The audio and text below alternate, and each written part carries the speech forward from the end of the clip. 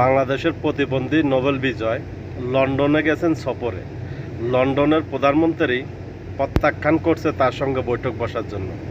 তার সাথে কোনো বৈঠক বসা যাবে না। লন্ডনের প্রধানমন্ত্রীর ডাইরেক্ট ঘোষণা যে একজন নোবেল বিজয় হয়ে একটি রাষ্ট্রের ভিতরে অশান্তি করার কারণে তার সাথে বৈঠকে বসে নেই লন্ডনের প্রধানমন্ত্রী। তা আসেন মেন কথা বলি। তারেক রহমানের সঙ্গে বৈঠক বসছেন। তারেক রহমান কি বললেন যে বাংলাদেশে যে সন্ত্রাসী হচ্ছে, দখলবাজি হচ্ছে, চাঁদাবাজি হচ্ছে, এগুলো নাকি সবগুলো আওয়ামী লীগ করে।